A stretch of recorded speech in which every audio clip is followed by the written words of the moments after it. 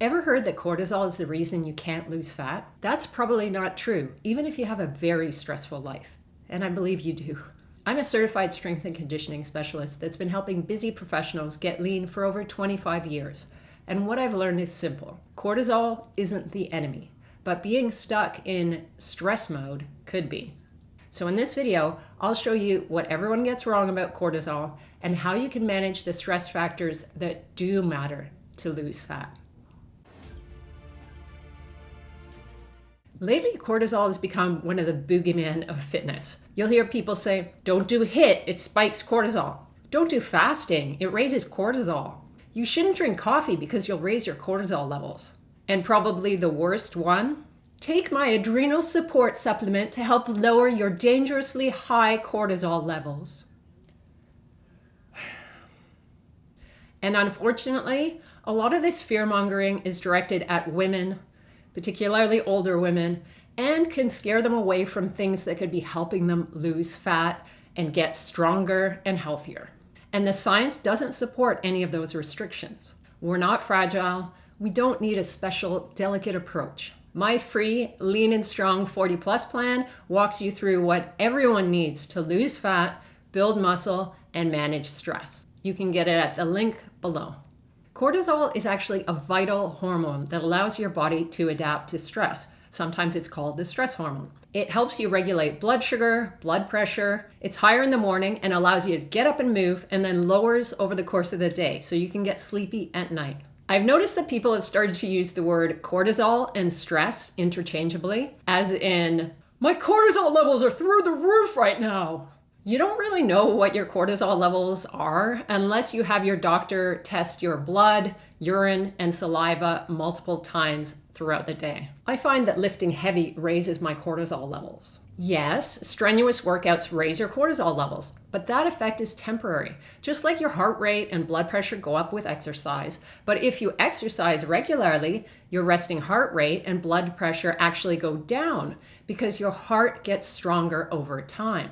We have to distinguish between the acute effects on cortisol and the chronic effects. Exercising regularly, whether it's heavy lifting or HIIT, more moderate lifting, or lower intensity steady state cardio, helps you manage your stress levels and improves your health in many ways. And that's the important thing. People are not getting fat because they're doing too much exercise. Sometimes if someone's not conditioned enough, they do too much, they get tired, and they end up overeating. And that's when they put on fat. Most people aren't doing nearly enough exercise, not cardio and not weight training. And I think warning people about certain types of exercise is harmful, especially since exercise reduces stress levels. Remember that you can be very stressed and still lose fat. You can also have high cortisol levels and still lose fat. It's also important to understand that stress and cortisol are not the same thing.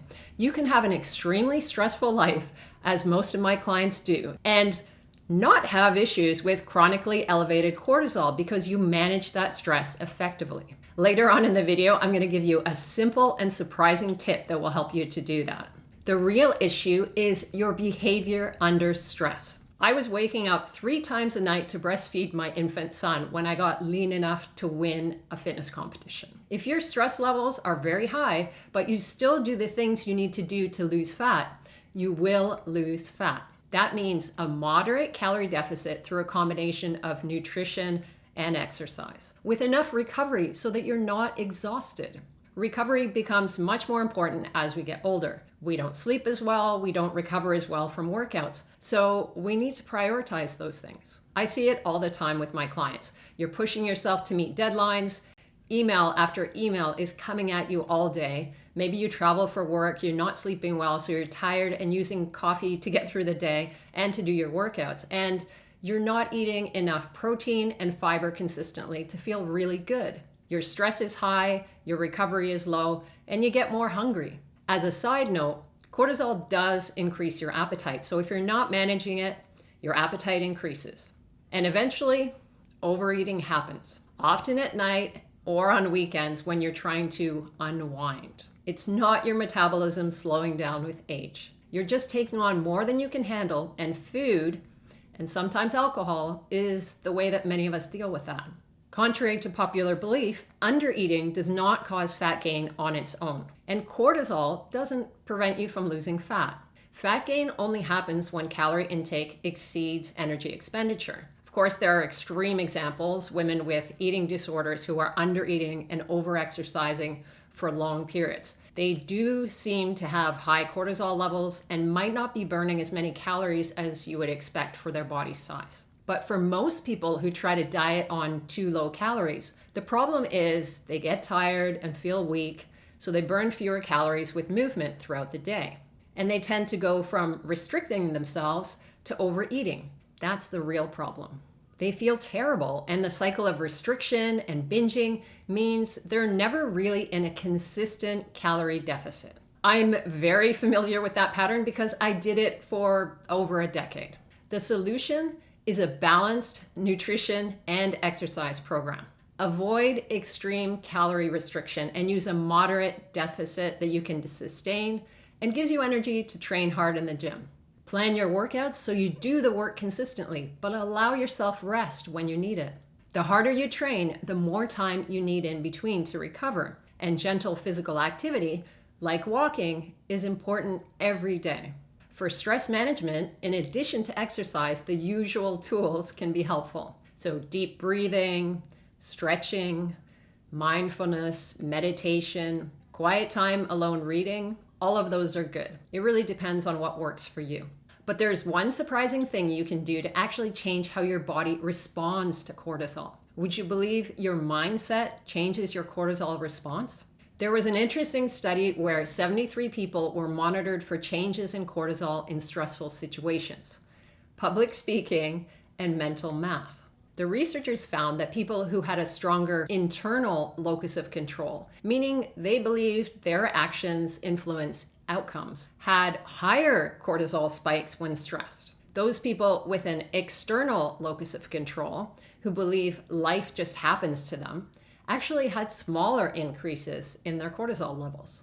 The interesting part is that the higher cortisol spikes meant a faster recovery time afterwards. A quick cortisol rise means your body mobilizes energy to deal with the challenge. The fast recovery means you can relax and return back to normal quickly.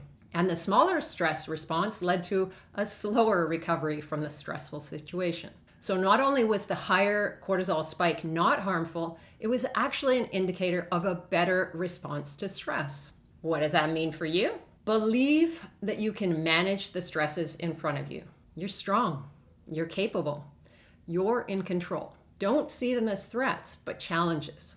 You can't avoid stress, but you can control your response to it. Your mindset literally changes your hormonal response to stress. And let's be honest, it's a more positive and productive way of living your life, believing that you can handle stress and take the appropriate actions when needed. So is cortisol making you fat? Cortisol isn't what's sabotaging your progress.